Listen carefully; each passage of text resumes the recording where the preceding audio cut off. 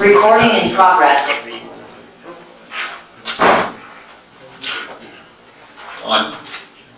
Thank you very much, Mr. Johnson. There you go. Thanks, Chairman. So the next two applications relate to the refurbishment and conversion of Victoria Hall to a two-screen cinema with a cafe and multi-use lounge and ancillary facilities. And this is at the Victoria Hall, 39 High Street, Oakham. This first application that I'm presenting is the full application, and the one after will be the listed building. So this just shows the application site. The Victoria Hall is a Grade 2 listed building, and it's located in the centre of Oakham on the High Street. See that on red there. It's surrounded predominantly by commercial, retail and recreational and residential land uses. The closest residential properties include Oakham school boarding facilities, which are to the north, and then also there are some flats located to the east of the site as well. And it's located within Oakham Conservation Area. This is just an aerial shot of proposals. So the application proposes to convert the Victoria Hall into a boutique cinema with two screens, 89 seats in one auditorium and 30 in another, and to have two further spaces which will be used for complementary community activities. So this is the ground floor plan where you can see cafe and the general communal spaces, and then at the first floor you can see the two screens. So this is the main screen, and this is the second screen to the rear. So the cafe would have seats for approximately 40. The proposed building works, there's a number of works proposed, and they include limited changes to the high street frontage. I'll go through some of the proposed elevation. So the main entrance doors are retained with a glazed screen with automatic doors installed. There's black metal handrails will be installed to the side of the existing steps. There's also a step-free access which is from Church Street, which is around the side of the building. There's no proposals to change the ground and first floor windows, but there is proposals to include internal acoustic upgrading, and that also includes additional secondary glazing at first floor level. And there's also a number of alterations which include the removal of several doorways, and obviously the installation of the two new screens and the seating arrangements. They are within the existing main hall, and the majority of the alterations have been done in a reversible manner, and also to minimise impact on the heritage asset. And there's been consultation with the Conservation Officer, who's raised no objections to the proposals, and following consultation, English Heritage have raised no objections, and have just, Historic England have raised no objections, and they've just advised that it should be determined in accordance with our own Conservation Officer's advice. There's obviously a sprung floor within the hall, and the idea is to minimise the impact of the proposal. The proposal includes keeping part of the sprung floor visible, and then elements of it will be carpeted as well, but with minimal fixtures and fittings in order to, again, minimise impact on the internal structure of that building. This is a shot just showing the hall and the outside, where the surveillance will be installed and the glazed automatic doors. The proposal is still to keep the canopy, but some alterations, minor alterations to that. Again, setting out the policies here, and there are relevant policy in relation to town centre uses, highway safety, traffic,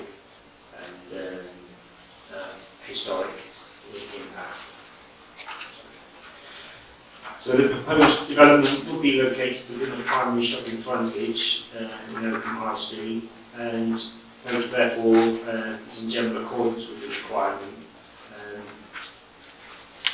The town centre is a sustainable location where leisure uses such as this are actively encouraged. There has been concern raised about the loss of the public facility, and that is obviously one of the things that members will need to debate tonight. Although the proposal will still maintain a public facility in itself, which is appropriate to the town centre, there would still be some space available within the building, but the loss of the dance hall and exhibition space is not considered in this case sufficient reason to warrant refusal, as there are other halls and facilities that are available within Oakham that could provide meeting spaces, etc. Some of those would include at the school, the castle on certain days, the museum on certain days, and there are also other facilities around King Centre, etc. that are all available. I think the Scout Park as well is one that is mentioned to me as well. The design, proposed external alterations are relatively minor and will not have any significant impact on the character and appearance of the proposed listed building, therefore complies with the relevant policies. And again, within the street scene as well, would not cause harm to the listed building.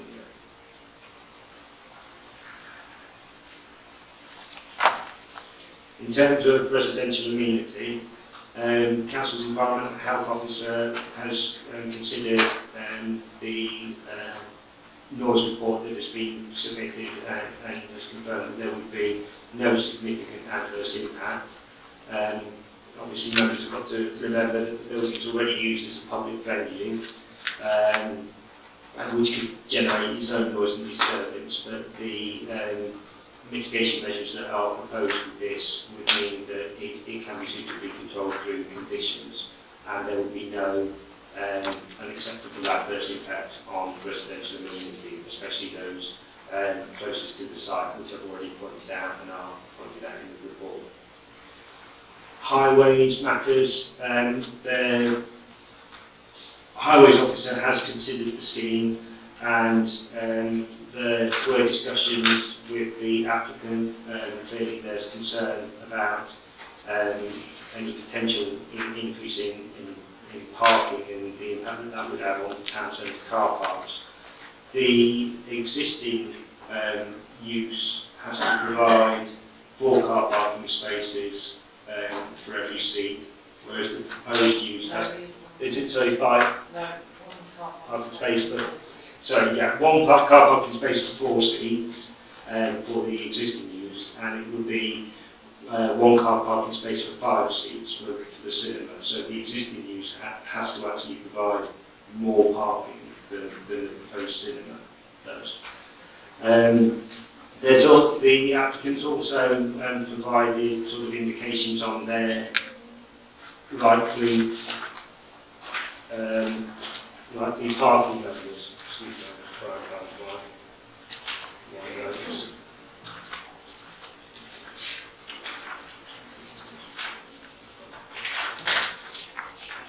The applicants have also provided details of their use numbers as well, and they indicated that they do not consider that the use is likely to ever be a full occupancy. I think they've compared it to other cinemas that is below 30% occupied at most times on average. The other thing to consider is that the existing use can cater for develop seating for 200 people at the moment, and the proposed cinema will be for, I think it's about 119 or 120, so again, less than the existing uses could potentially do. So again, it is an appropriate use in the town centre. It's a sustainable location where people can use the bus, walk, etc. Don't have to come by car, but there are 3 or 4 car parks nearby, And although there has been concerns raised about the parking, the highways officer has raised no objections following the additional information submitted by the applicant. The proposal would preserve the character and appearance of the conservation area and the host listed building. There's been no objection from Historic England or the conservation officer, and on that basis, I recommend for approval. Thank you very much, Mr. Johnson. If I can ask Mr. Peter Jones to come forward.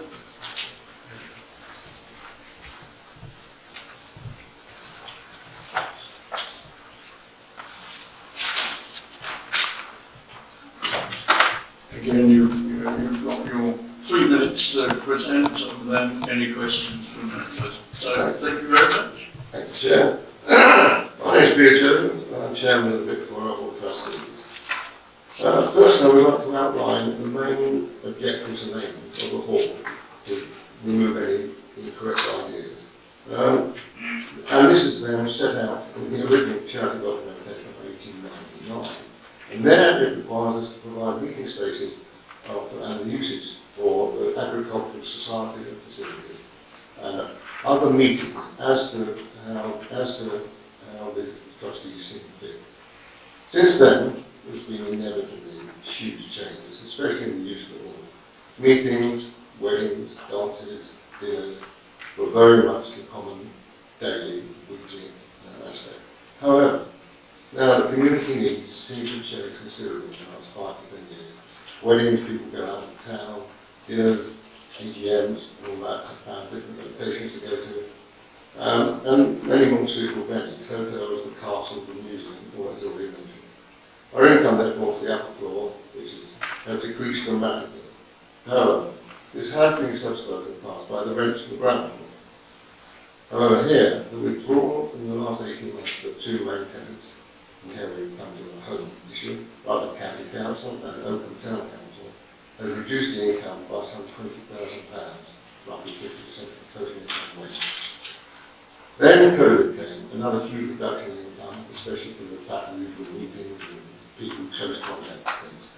So in line with our duties and obligations as trustees, we had to reverse work to serve to secure the future of the hall. So we approached Kino, because we knew their desire and their attempt in the past to establish a cinema in Oakham. They were both locally based and locally funded, not giant cinema companies from abroad, and they had a good sound business plan. Finally, we felt it was a facility needed in the town and would bring more life and art to the struggling high street, which we were not aware of. Reflecting and this, I feel important, is reflective of the huge support that this application has received, much more than the digital side. Finally, in our discussions with Kino, they have fully agreed to the conditions vital to the hall's aims and objectives. A, providing meeting space free of charge for any agricultural meetings and groups meet. Also, to support other community meetings in the lounge areas and other areas. Continue to support the art and cultural aspect of the hall, both by their programmes, a much varied assortment of films, and allowing artists to display their works as they do now in the bar and cafe areas. Also, to launch a substantial amount of money in an escrow account against the need to return the hall to, as it usually says, in its original state in the event they vacate the premises. At this point, I would say it's important to say that the last point is something that the hall at least wants, in much as a lot of the money going into this development is going to improve the facilities and basic heating, lighting, toilet facilities of the hall considerably. And we would not want, should they vacate, it to go back to what we have now, which are all in urgent need of updating, and we have no funds. There are plans for new lighting, heating, as I said. In the hall, there's a listed building. All original structures are being retained, we've heard that, and protected. And I understand the conservation officer, or the objective has no objection to those. We also believe that this will be a huge facility and a huge asset to the town family, and maintain and give heart to the high street. Finally, we believe we have, to the best of our ability, carried out the trustees' assuredly kept charities accountable and making charitable resources responsibilities act with reasonable care and skill, comply with the charities governing government and law. So, and finally, the charity to carry out its purpose for public benefit. We believe this will be a huge asset to the country, and I know that the future speaker will expand upon this more. But from the Hall's point of view, from the town's point of view, from a long-term resident and businessman in the town, I would look for your support and kindness. Thank you, Chairman. Thank you very much. Questions? Councillor Dale. Thank you, Mr. Chairman. Mr. Jones, could you, if this proposal didn't go forward, what position would the trustees be in? We've had to look at this because, again, it would be remiss of us not just to bank on this. We could try, we have to still keep to our aims and our good. If we couldn't do those, we would have really little alternative. People have suggested maybe we sell it. If we did, the money would go to the Charities Commission to distribute as they saw fit. We could shut it up, or we could look for retail type establishments. But to try and meet the aims of the charity and the needs as we feel of the town, we don't feel there's many other alternatives. But there is nothing, we have researched as far as we can, any other possible source to do something with the hall and maintain its objectives. Have you done anything to help the people that are there now find alternative premises, or how are they coping? There is obviously concern. But I first of all say, and again, this was very important. We've been talking to Kino for some 18 months or more. We made it very, very clear, and none of them will, I hope, disagree, that the people in there, the potters, the artists, the kitchen people, were made fully aware of our negotiations with Kino. They came on board after our thing started, and they were informed and agreed and signed that the agreements would end on the 31st of December, and also to encourage them and to try and hope that they could build it. They came in very substantially below the market rates for rental. So they have, I know, been looking around, and I think there are other potentials, but to a degree, like the art gallery, Kino are still prepared to exhibit artists, those artists' works, and arrange sales for them if necessary. So the main thing is that none of them were taken under false pretenses. One resident was been there a little bit longer, and again we told them it was a start-up business, and maybe it was bigger premises, but we had informed them, kept them well in the picture, and updated them on every instance. Thank you. Can I carry on? Sorry. It has been muted around, and several people asked me about what happens if the cinema doesn't take off as it should do. Would it likely to become an exclusive club, a subscription club? There is no intention of that whatsoever, and I think that will be out of the conditions of the lease. It's the public cinema open to the public. And should, as I say, they have to try and change it or vacate, the amount that will be in escrow is considered to reinstate the hall, which we can use. Could I also say that we have, and consulted all the other trustees, had a public meeting where people were invited, and we have tried to put a plan B in place. It would be remiss if we hadn't done something, assuming that this would go through.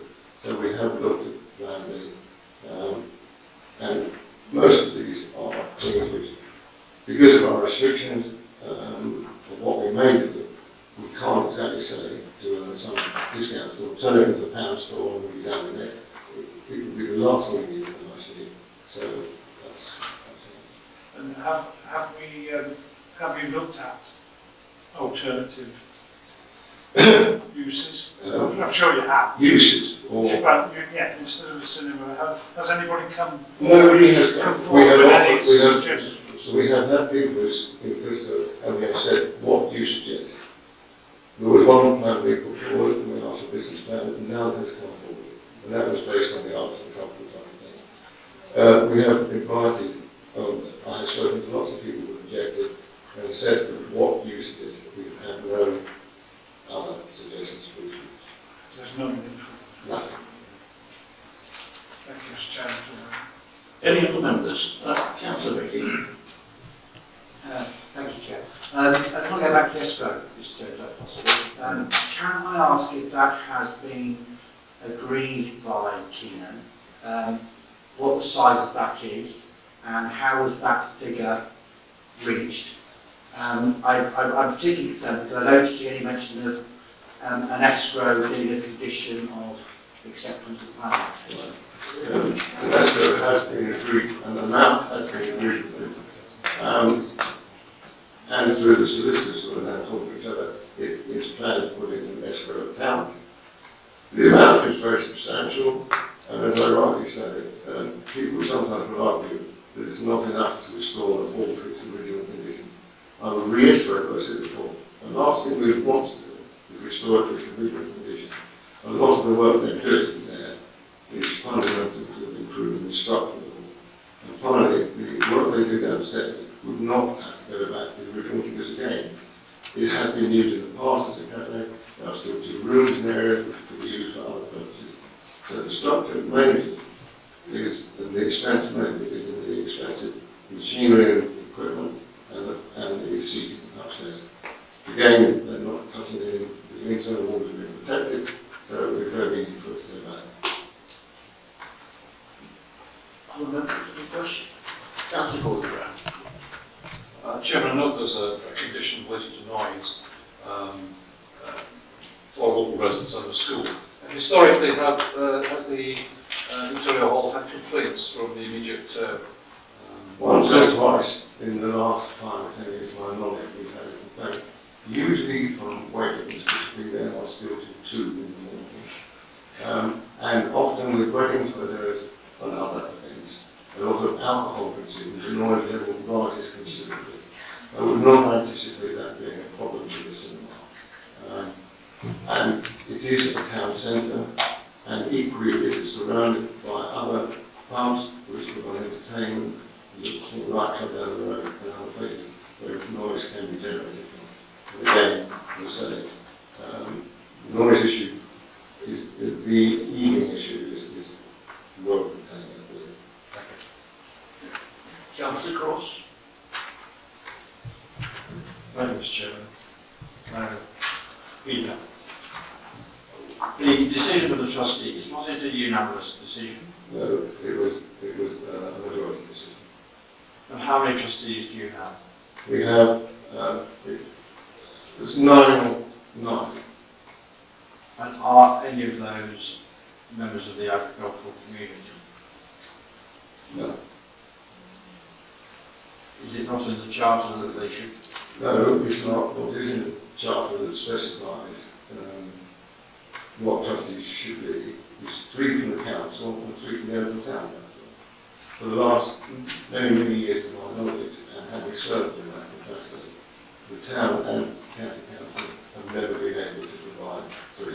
They've always provided 1 each. We have invited in the last 2 or 3 years, many times, contrary to popular belief, we have tried to get new trustees on board continually. Obviously, the people on the agricultural side are much more concerned and involved in the agricultural show area. And Victoria Hall, whilst it's 100 years ago was an agricultural hall, has lost that main feeling there. But nevertheless, it's still there to feed, and it's still something we need to adhere to. But no, we have no people. We would welcome any new trustees. Yeah, thank you very much. I just had to ask these on behalf of the agricultural community, being a farmer myself. The floor upstairs, the scrub floor, is very special. I believe it's one of 2 in the country. Will that be touched at all? First, if you don't mind, could I correct you? It is not one of 2 in the country. There are many. I learned to dance Thank you. many years ago they will take extreme care to protect it and preserve it and rebuild it.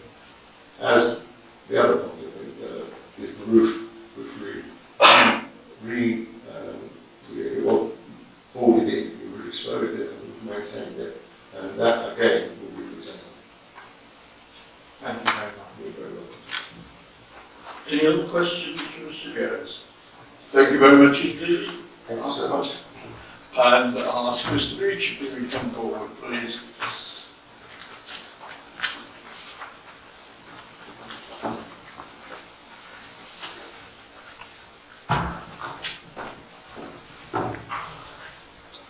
Well, just guessing there for a while.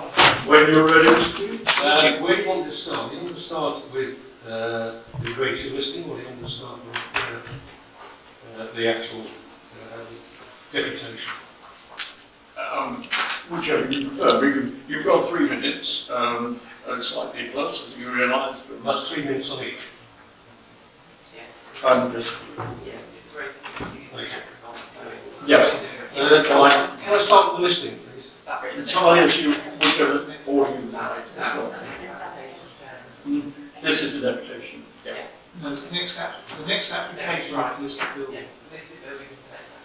So you want to do that second? Yeah. Sorry, I'm misunderstood. Yeah. I understand. I'm speaking, I'm Paul Beech, by the way, if nobody knows. And I'm speaking as a member of the public. Thank you, Mr. Chairman, ladies and gentlemen. I've been involved in many functions in the town, including major outdoor markets, summer fairs, and organising many military ceremonies. For the record, I have never been against a cinema in Oakham. In fact, I welcome it, I embrace it, but not at the expense of the Victoria Hall. The hall is used by U3A, who nationally have 450,000 members. They're not all visitors in Oakham, but they are there. Lindy Hop, ballroom dancing and yoga classes, all who will be forced to move on. We all know it was acquired by the Agricultural Society and registered as a charity. It was designated by a multitude of uses, or for a multitude of uses. Lectures, Christmas markets, keep fit and well-being classes, dance lessons, even the Leicestershire and Rutland Freemasons at one time used it. Band concerts, charity events, even council meetings, when the projected attendance was greater than both councils were able to accommodate. It's the only place where you could put everybody in. John the plant seller stood outside for many years, plus art exhibitions for local artists and public carpet and clothes sellers. Forced out will be Connie Taylor, the potter who is so desperate to build a business here in the town centre. 5 businesses, all of whom are striving to earn a living from the hospitality afforded them by the charity. That will all come to an end unless, of course, the Charity Commission step in and object. Question. Have all the trustees agreed to an extended single-use lease holder? And if so, has the lease already been signed legally? Are there any contingencies in place to help the tenants move on? These people are paying rents and striving to earn a living. The people using the upstairs dance floors for keep fit, band concerts and wedding receptions, what happens to them? Name me one building in Rutland that can accommodate the same number of people and offer catering facilities for the attendees with food, drink and a dance floor. Has anybody done any due diligence to ascertain whether the projected £2.4 million needed is in place or not? If you buy a house, there are rules to doing that. You have to prove funds before it will proceed. No good having promises, you need formal offers from either a building society or a bank. This is a very high-risk strategy for a community project, and without the money in the bank, you should take a step back. We have spaces within the Curtilage of Oakham for a modern, purpose-built cinema with plenty of parking and potentially far more up-to-date facilities. May I please suggest that this project is too big to make a decision here tonight. It affects more than the town and its residents. It affects the whole county.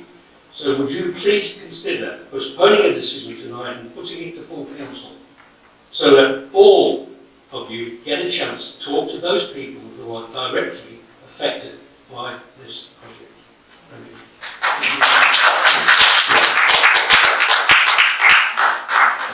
Members of the public, I recognise your support of what has just been said, but I would remind you this is a meeting open to the public, not a public You meeting. need to orchestrate it, Mr. Chairman. That's about 29 years. Clearly my comment has fallen on deaf ears behind me. Yes. But if I may, just want to remind members that we are sitting here as a planning committee considering an application for planning permission, and therefore issues with regards to trustee arrangements and leases really are a separate matter. We are discussing responsible hospitality here. Thank you very much indeed for that, and I'm sure members will be focusing precisely on those things. But now, members, you have the opportunity to ask Mr. Beech any questions you would like. Could I just ask a point of information, Mr. Chairman? Shouldn't the applicant come after Mr. Beech, really? He should be able to answer those questions. Well, he will have the opportunity in a moment to say what have you missed. The applicant. Yes, they come, Councillor, in the order in which they were submitted. Okay. Yeah, yes, and Mr. Robinson on behalf of the application will be coming when Mr. Beech has his turn. I was thinking of Mr. Jones. Are there any questions to Mr. Beech, please? It seems that you have satisfied them, Mr. Beech, so thank you very much. Ask Mr. Robinson if he would return to say.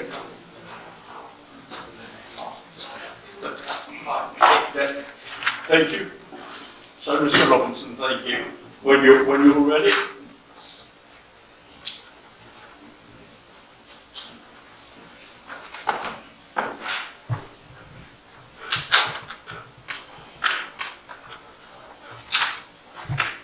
Good evening, members. Chairman, I'm Andrew Robinson.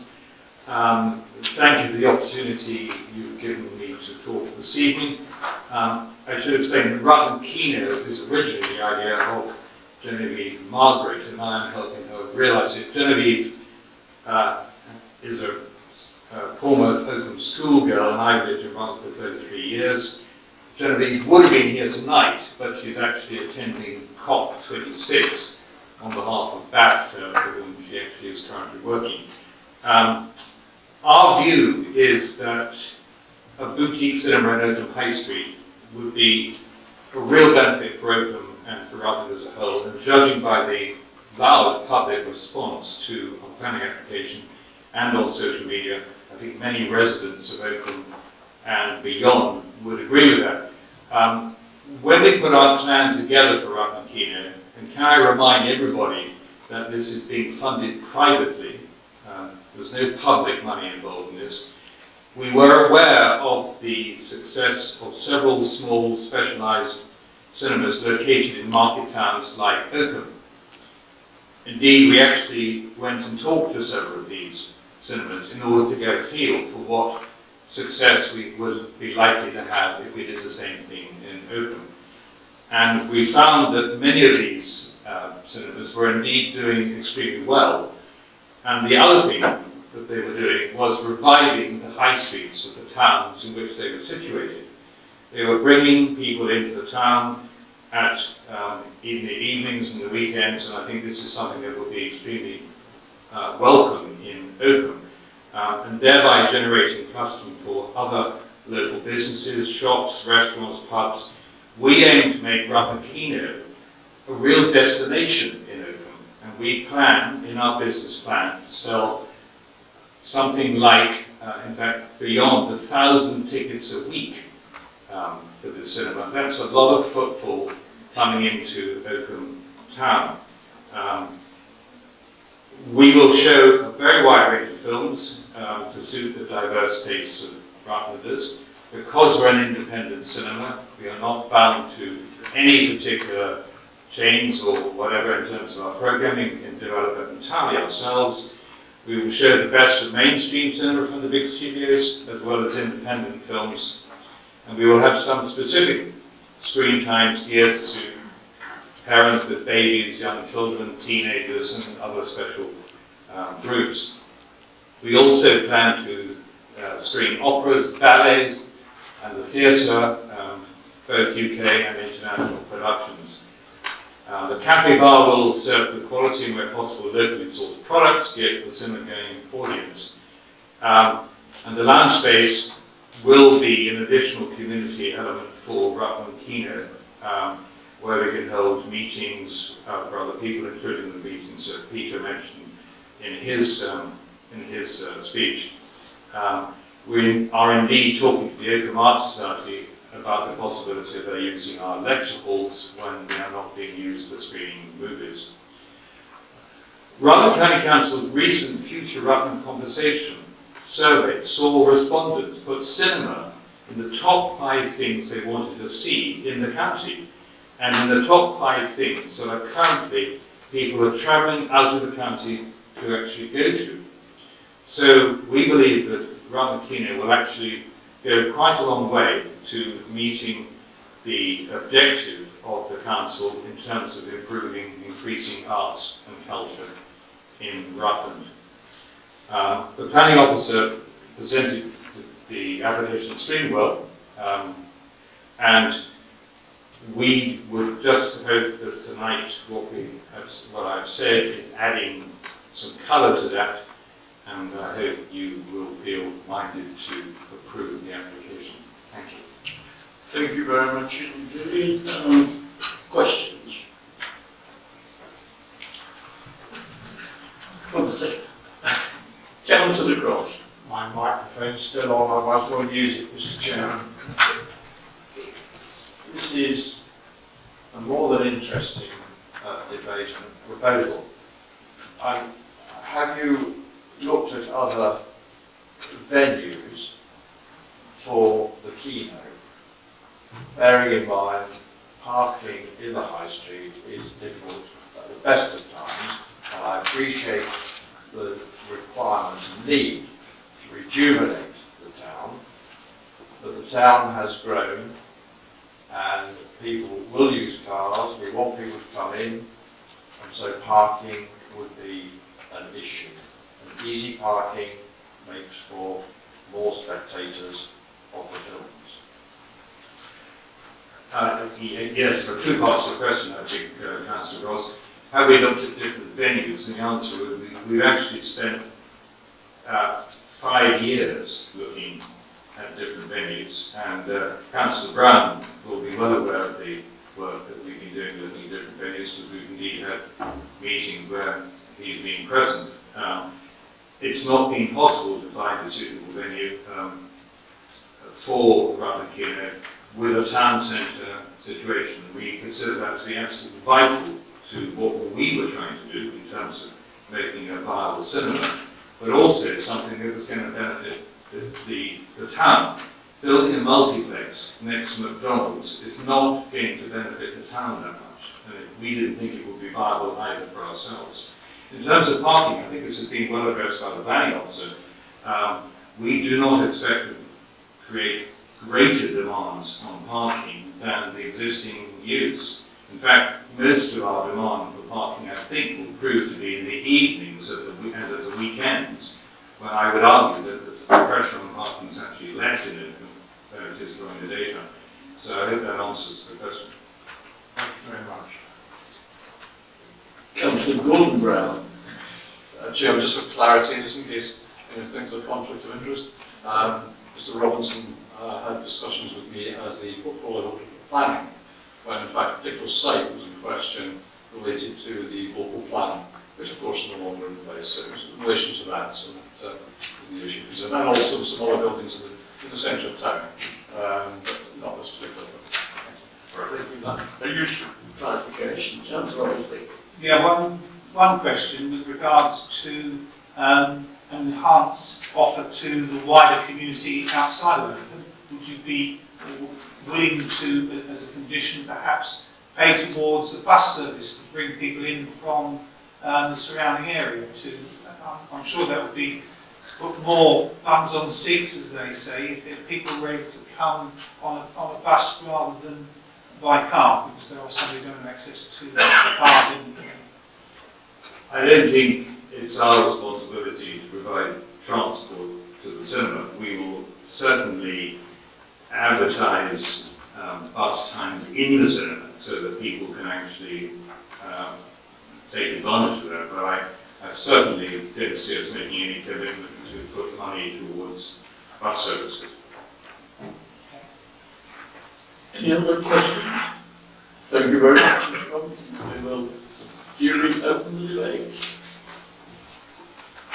Members, again, Councillor Dale, I mean, you're, as you know, entitled to join in, and as a ward member, if you would like to start off, please, Debbie. I think we're between a rock and a hard place, as your daughter wrote the other day. I've been using the Victoria Hall over 50 years. I organised discos for Wing Cricket Club, for the Rugby Club. We have the rugby dinners here, we have weddings here. I've done talks at the Victoria Hall. Even auctions we've had there, which was hard work carrying furniture upstairs, but we did it. And I asked Peter Jones if there's anything else that had come forward, an alternatives thing, then I would have, you know, it might have been a different matter, but there's no alternative coming forward, and what happens to the Victoria Hall in the meantime? So I'll have to leave it to members to make up their mind. Other members? Councillor, please. Thank you, Chairman. I know the Victoria Halls normally do accounts for the election, and I'm always struck by the interior. It has seen better days, I would suggest, being polite. And I personally, listening to what has been said this evening, I personally believe that this will be a great asset to the town of Overton. Reading on social media, floods of people have been saying how much they support it. And I think that whilst people, I'm sure people will be concerned with regards to the loss of immunity, that it's surrounded by other properties that can be used for, across the road you've got Congregational Church Hall. So there are a lot of places where people can go to alternatives to Victoria Hall. Listening to what has been said by Mr. Jones, there are real concerns. I mean, what we don't want to see is the Victoria Hall boarded up. The centre of Oakham has already got a large number of shops which are not actually serving the wider community. We've got some like 11 or 12 charity shops. We need to get something back into the centre of the town in order to be able to revitalise it. And I think if a company, an organisation is prepared to invest £2.5 million, which I think is the amount that's been proposed, on a building which could actually be a real beacon for the regeneration of Oakham, then we should grasp it with both hands and run with it, in my opinion. So I'll hear what everybody else has to say, but in my opinion, from what I've heard this evening, it will be a great benefit to the town, and there will. It's not. It's only the upstairs that's going to be used for the cinema. Downstairs there will still be a lounge and proper bar that people can use. And so, as it stands at the moment, I'm supporting it, but I'll wait to hear what everybody else has to say. Thank you very much, Councillor. Councillor Ross.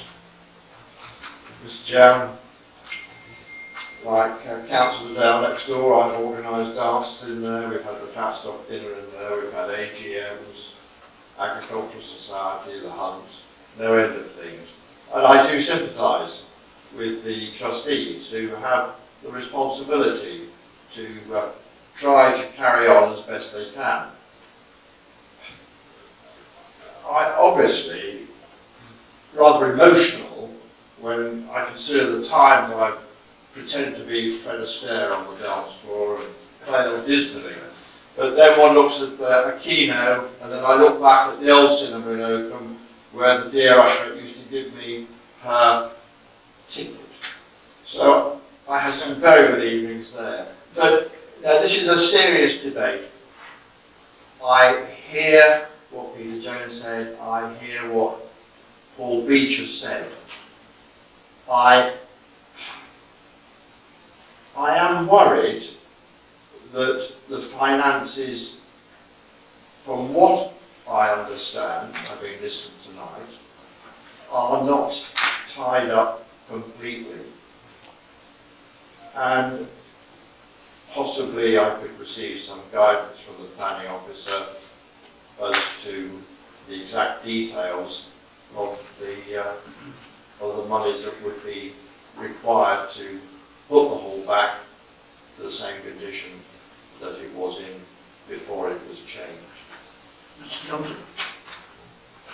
So for you, I don't have precise details of the costs. What I would say is that the costs of the work to restore it are not really material to the planning considerations that we're making today. The issue is that the conservation officer has said that all of the works that are proposed to be done, or the majority of the works to be done, can be put back if needed. If that is needed, that is ultimately down to the trust and any contract that they have with Kino in terms of how they secure that. But it's not for members to seek to secure that tonight through the planning process. That really is for the trust in them in doing their due diligence to make sure that they've got the relevant finances in place to make sure that they can do the works necessary if they do need to put it back to them. Thank you. Councillor Beech. Thank you. I agree with Mark and William and Jack. It's a difficult decision. We've all used Victoria Hall for many years. But as someone who does organise a lot of things currently, that's in the past. There's lots of venues outside of Oakham offering prices which the Victoria Hall, when we've got the quotes, not be able to cope with. And we need to ensure that Victoria Hall survives. I think there is a need for regeneration within the town, and I've been involved in the past with a number of groups trying to help to do that. And this can become a beacon to drive a different type of population into Oakham, or in an evening, apart from the pub drinking crowds, which will in turn open up opportunities for other businesses. It's difficult. I'm minded to approve this, but I think we also need to think wider, not in this forum, but in other forums, about how we can use some of the other empty spaces for some of these alternatives that exist to try and widen the breadth of what Oakham Town Centre offers, but that's bigger than tonight. We're looking at a planning matter, so we can only consider material considerations. I'll listen to the debate, but someone who lives in the town and uses the town, I think it can be a massive benefit to Oakham going forward. Thank you, Councillor Gordon. Thank you, Chair. I think, just coming back to the legal advice I've had tonight, the important matter in front of us as a planning committee is the planning matters. Now, looking at the planning issues on the application we're discussing, i.e. the full application, I suggest there's not really a great deal of issue with that. The big issue for me would be the historic building and the issue around the historic building. I presume we're going to discuss that later after we've decided on the full application, or shall we take the two applications at the end to make decisions on? We make a decision on this application. Okay, fine. And then move. Thank you. Anyone? Councillor Thompson. Just following on from that, I think we can actually debate the elements, historic elements requirements on the building, because I think it would be difficult for us to, if we actually approve, to actually refuse the application which is to follow. So I don't think it would be remiss of us to discuss the historic elements of it as well. I see no reason why, if you wish to raise something on fabric and design, you shouldn't do so at this point. Yeah. Councillor Brown. Chair, my reason for not raising that was because Mr. Beech wishing to make comment on the listed building aspect of it. I didn't want to go into the listed building aspect of it until we've had that discussion. No, I am taking procedural. Chairman, obviously the impact on the historic building is still a material planning consideration. The listed building application is something separate. If it would help members, I could do the presentation on the listed building, listen to the speakers, and then take a vote on both applications at the end, if that would help members. You prefer that? Yes, in that case, that's what we'll do. I will just add a comment before you put that presentation in. Like other members, I can be nostalgic about past events in the Victoria Hall, but I don't think the public's ready for my teenage memoirs yet. However, being completely serious about it, yes, we all have fond memories, or a lot of fond memories of Victoria Hall and what it used to be.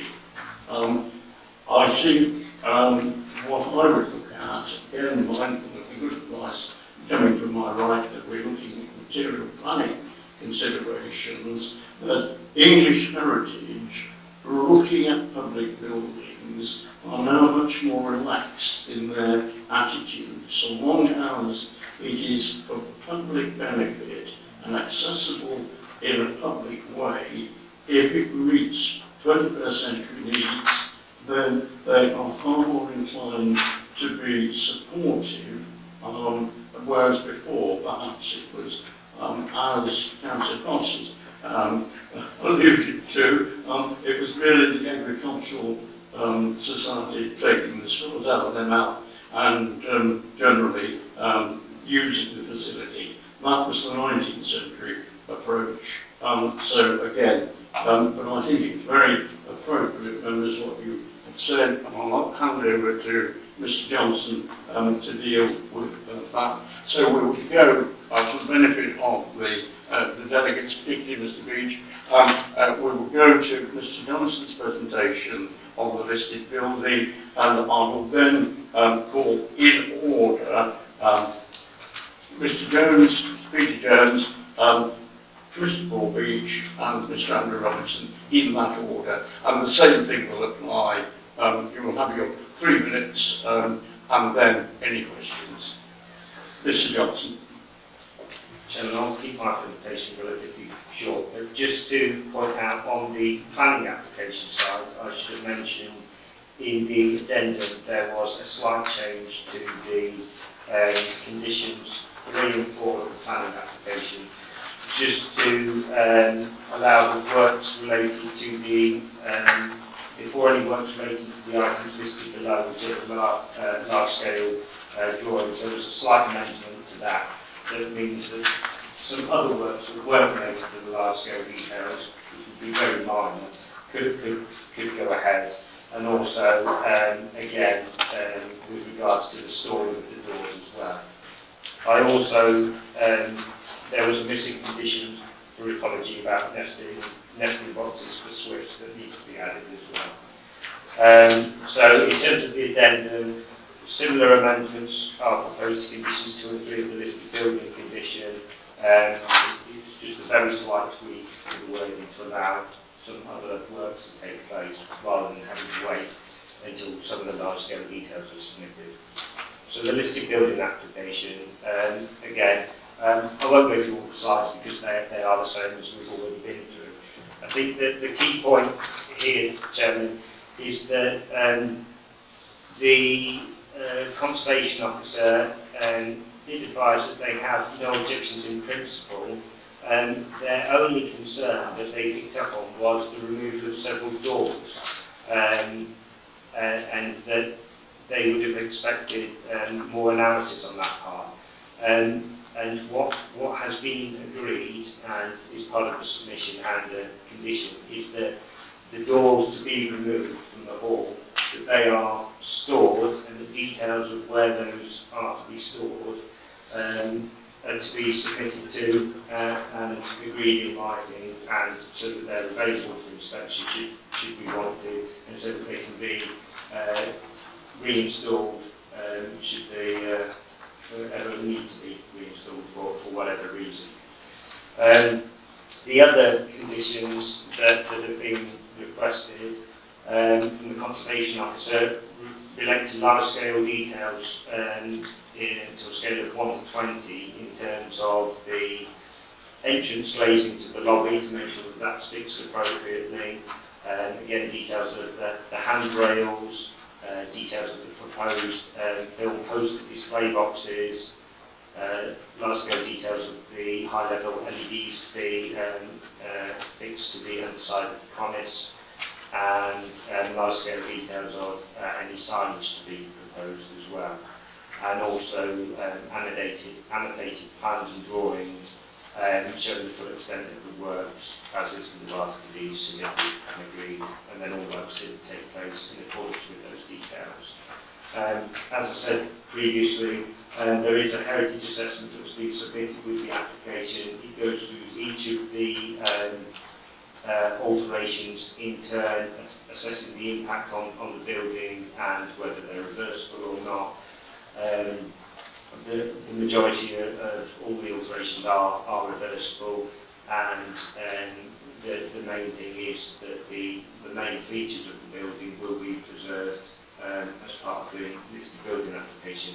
So again, Chairman, based on the advice of the Conservation Officer and the fact that there's no objection from Historic England, it's recommended for approval. Thank you. Thank you.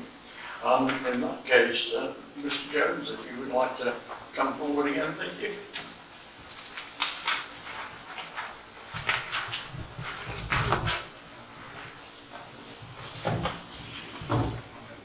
Thank you, Chair, for this unexpected opportunity.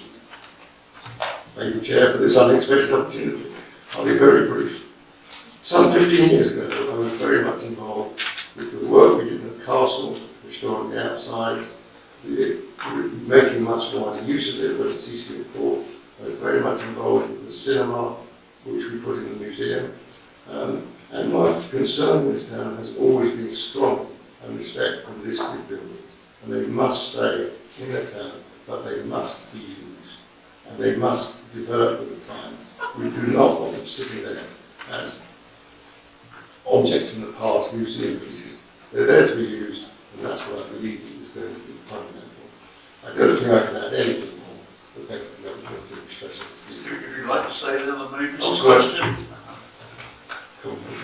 In fact, that seemed not to be. Thank you.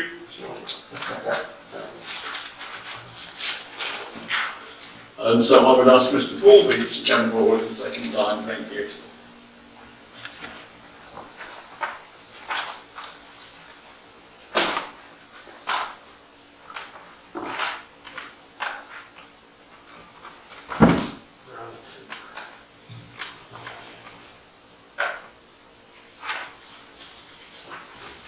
I'm not an expert on grade 2 listings, but I do come across a lot of buildings in my capacity working for a local estate agent.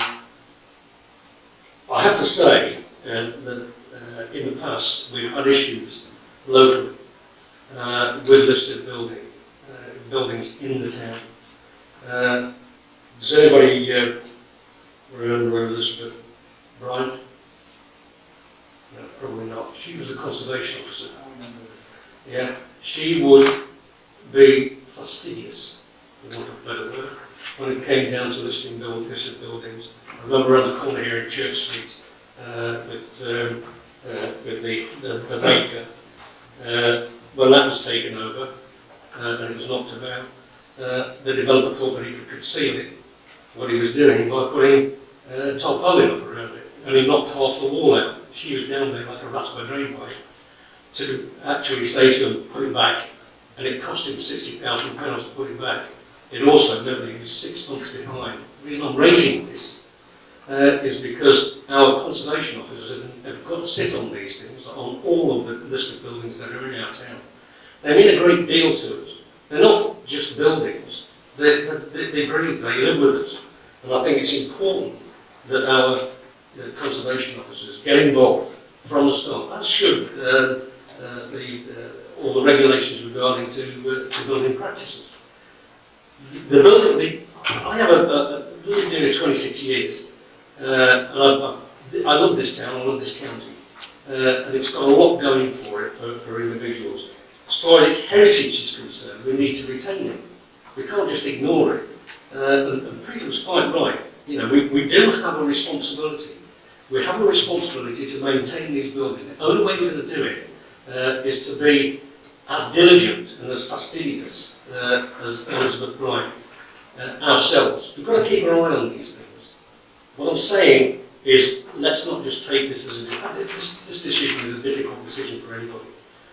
You know, and it's all right publishing lists of people that are in favour of it. That's not empirical research. That's just people being able to work a keyboard and email something. Empirical research is all about going out there and talking to people, and that's why I based my presentation, my deputation, on the people that were involved. That is exactly the same. The building needs to be looked after. Let's make sure that we do it. Thank you. Thank you very much, Mr. Beech. Questions, Mr. Beech? Councillor Gordon Brown. I just ask Mr. Beech, I presume you'll have read the heritage assessment. Yeah. And the statements it makes in there. Would you have issues with that? I mean, it's very clear, I don't know if the members of the public have read it, but it's very clear that all the way through there are very detailed descriptions of the work that we carried out, very detailed descriptions of the reasons for those alterations, the impact on the significance of those alterations, and then the reversibility of those alterations. And you know, having read it, you know, I'm sure you'll agree that those alterations, particularly things like the sprung floor, they are making very significant efforts to ensure that that is retained in its form, not just there but all the way through. And in reading it, I think the issue is one of reversibility. Reversibility seems to be the key word all the way through. So I just question whether you believe that that actually meets your requirement, that they have considered in a lot of detail and are very sympathetic to the existing hall. I think what you're saying is right. Yes, I've read it, and I understand it. What concerns me, and I'll say this again, what concerns me is the monitoring of these alterations. Are they reversible? How are they going to be held to those, to reverse it? There's got to be something in place that says, right, if you're pulling out of here, this is what you've got to do. You know. And they have to be made to do it. You can't just walk away from it. And we've seen too many times people walking away from buildings and leaving them in a real state. Round the corner, exactly the same. That could have been left. And that building would then have been Strickland's, would have then been just left with the great hole on the side of it. Is that what you asked? Any other members? Thank you very much indeed. Thank you. Mr. Robinson.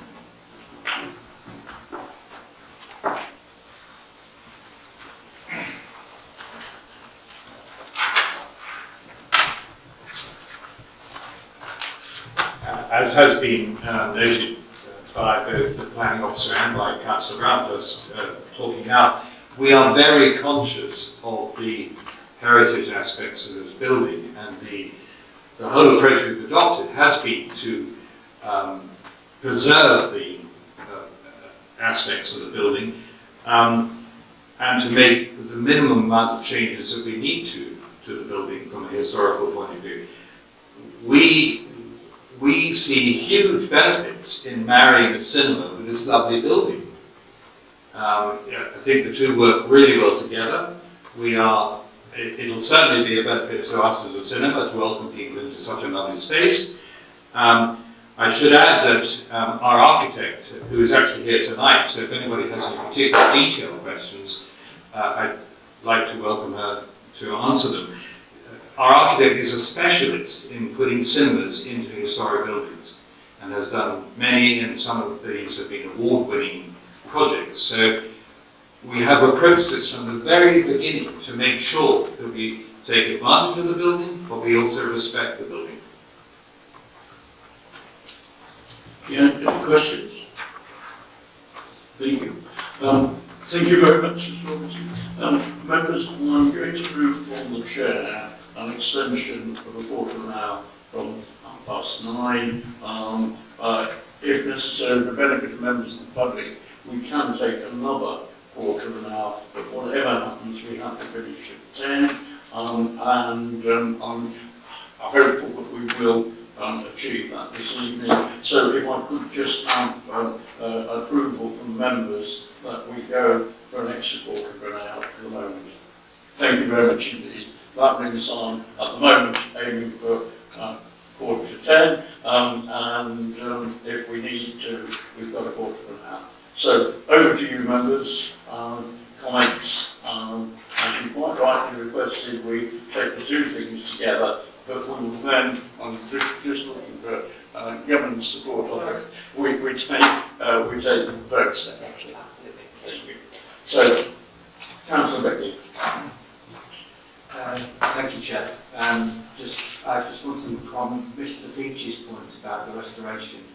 A question for Justin about how we are going to monitor those works to ensure that they are reversible, they have been done to the standard that is required, and that we are happy that it can be put back to its original or a better than original state. Mr. Johnson. So Chairman, we can get the Conservation Officer to inspect at relevant points. There's also, again, the large-scale detailed plans that are requested to be submitted is to make sure that we have clear details of how things are going to be fixed to the building. At the large scale that we've got at the moment, it doesn't show us everything that we need, and that's why we've requested that. But yes, we can monitor things through the Conservation Officer. I suggest him rather than the Enforcement Officer. I'm also conscious of the amount of resources that we have in terms of Conservation Officer, and I am in the process of looking to recruit a full-time Conservation Officer 5 days a week. So that will hopefully give members some reassurance that we will have some extra resources there as well. Just 2 points. Thank you. We've been asking for Conservation Officer for 4 years, so that's music to my ears. I would just like to make sure, and if we can condition it in some way, that the observation is done at set milestones during the renovations, as opposed to after the event, where it's very difficult to retrospectively fix something we did not done correctly. So a statement of work with milestones with inspections at each point, I think would be appropriate in this case for such an asset. I see that the officer is making copious notes to that effect. Yeah, thank you. Other members? Councillor Cross. Not a difficult evening, Mr. Chairman. However, we've got two issues, and thank goodness we have our legal officer present to set our minds at rest as to where our deliberations and our decisions should lie. Obviously, it is an exceedingly emotional decision for a few of us in this room. I detect there is unease, within the town. However, there is also much support within the town for it, and I'm sure that it would be a great asset to the town centre. I don't think that we can go against the officer's recommendation. especially with the assurance that we've just been given that we are looking for a new conservation officer and that there will be regular visits to the site during any such works. There is still no mention of this escrow amount, which as a planning committee we have insisted upon in other applications. And I would just like a little bit of clarity as to whether we can insist that that is part of this permission.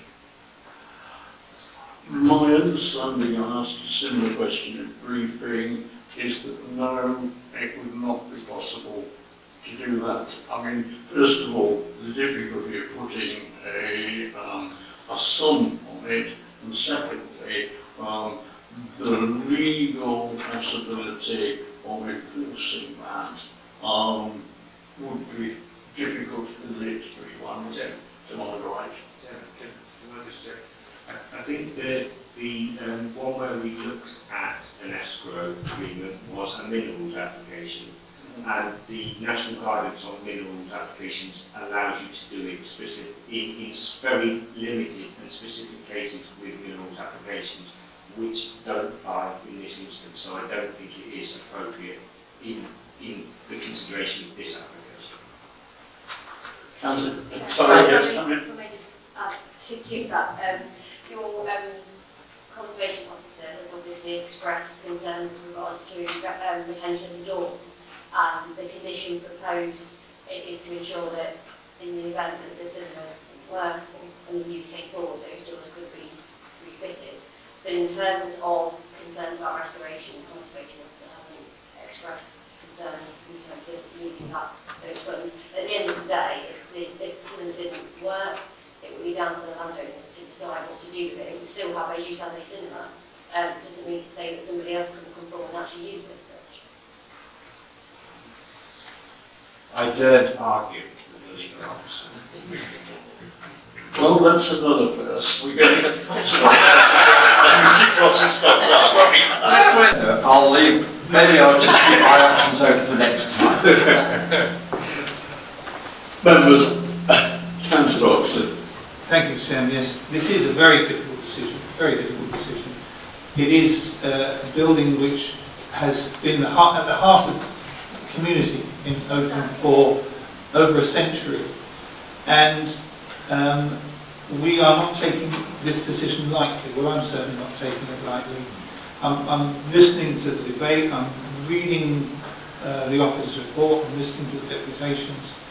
And I mean, I was struck by, in the papers, the proposal, item 6, or paragraph 6, the applicants have indicated that the proposal is to provide a new space for the community to enjoy films, lectures, working with the University of Third Age and the Art Society, or simply time with friends. Throughout the day, the space can cater to different audiences, from parents and babies in the morning, pensioners at lunch, and working families in the evenings. At weekends, kids clubs and films for teenagers can also make up the programme, and the versatile lounge space can be reconfigured for different groups, such as film or book clubs, knitting groups, or simply private hire. And I would suggest that's already happening there, but in a slightly, they're proposing doing it in a slightly different way. And the money that's going to be invested into it will, I'm sure, from what I've heard, make it a massive asset to the town. And that's why I'm now minded to approve it. I wasn't sure when we first started because of the building itself. It's, you know, it is. It's the Victoria Halls. It's the Victoria Halls. And so, would it be appropriate for me to... Well, I was going to say, unless any other member wants to come in, if you're prepared to make a proposal on that on the first main application, and in that case I'll take that as a proposal. As per the officer's recommendation. As per the officer's recommendation. Do I have a seconder? I'm happy to second from the chair. Why? I'll take Councillor Paul Brown in that case, yes. So all those in favour, please. I think unanimous, thank you very much, members. And now we move to the listing building application. Are you prepared to propose again, Councillor? I am, yes. Thank you. So, Chair, I'd like to do the condition about the monitoring by the Conservation Officer. Yeah, I think, Councillor Beggy, if I can perhaps agree the precise wording with you and the applicant after tonight's meeting, but to ensure that there's a monitoring programme. With milestones. And with milestones. Yeah. Yes. And you quite rightly said at reasonable intervals, not at the conclusion of the work. Correct. Yes. So if we leave that, members, to be decided between the Vice Chairman and the officer outside the meeting, but we agree the principle of it. So again, I've got a proposal from Councillor Oxley. Is Councillor Gordon Brown or Councillor Paul Brown? Councillor Gordon Brown this time. And all those in favour, please. And that again is unanimous. So thank you very much indeed.